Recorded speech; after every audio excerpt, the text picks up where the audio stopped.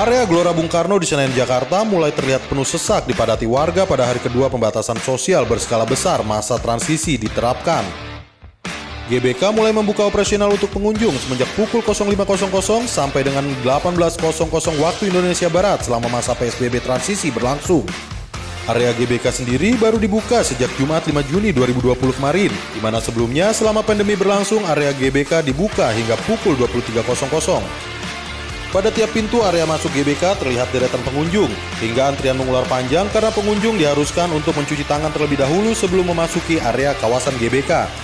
Area GBK juga dibatasi untuk pengunjung yang ingin berlari saja, sedangkan bagi pengunjung yang membawa sepeda maupun sepatu roda belum diperkenankan untuk berkegiatan di area GBK tersebut.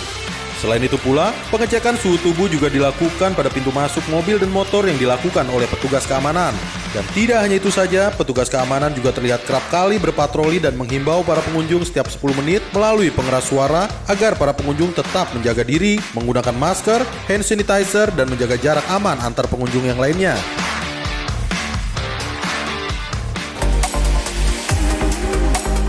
Bravo Olahraga. Senang sekali rasanya saya Pradev Kumar bisa menemani Anda semua dalam acara Arena Olahraga. Beragam informasi menarik seputar olahraga akan kami sajikan untuk menemani Anda semua di rumah. Informasi pertama hadir dari dunia olahraga tanah air. Seperti apa liputannya? Klub Liga Basket Nasional Amarta Hang Tuah memfasilitasi pemain dan ofisial yang berada di mes untuk menjalani rapid test corona. Hasilnya seluruh anggota tim dinyatakan negatif virus corona. Sebanyak 15 orang yang terdiri dari 12 pemain dan 3 official klub Amarta Hang Tuah menjalani rapid test belum lama ini. Tes cepat itu dilakukan sebagai langkah deteksi dini dari gejala virus corona. Manajemen melakukan rapid test karena sebagian besar anggota tim ini tetap berlatih di mes yang berada di kawasan Jakarta Selatan. Mereka berada di mes sudah lebih dari 3 bulan semenjak pandemi COVID-19 melanda Indonesia. Hasilnya pun sangat melegakan. Dari hasil tes cepat ini, seluruh pemain dan ofisial dinyatakan negatif dari virus corona. Kami dari tim bola basket Amarta Hang Tuah telah melakukan langkah awal pemeriksaan atau tes, rapid test untuk semua komponen yang ada di tim, pemain, pelatih, dan ofisial untuk memastikan mereka dalam keadaan sehat dan terbebas dari COVID-19. Hal ini akan kami lakukan secara berkala, mungkin secara 2 minggu sekali atau 10 hari sekali, untuk lebih memastikan semuanya dalam keadaan sehat walafiat.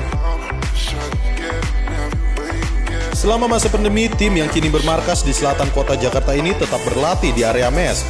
Di tunjang lapangan basket mini, Abraham Wenas dan kawan-kawan melahap setiap menu latihan fisik dan teknik setiap hari di bawah arahan tim pelatih yang sebagian juga berada di mes.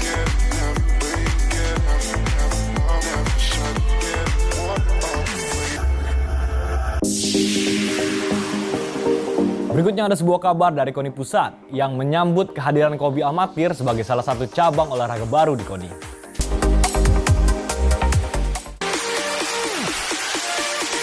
Keinginan beberapa kalangan untuk melihat seni bela diri campuran MMA amatir menjadi bagian Komite Olahraga Nasional KONI sepertinya segera terrealisasi.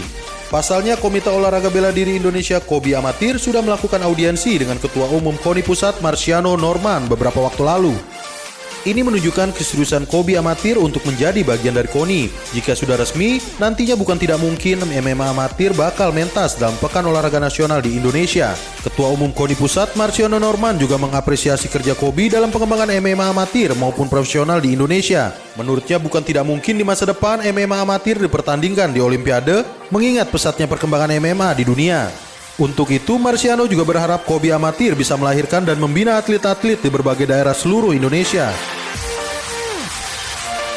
Untuk menjadi anggota KONI, yang pertama harus ada organisasi mixed martial art amatir.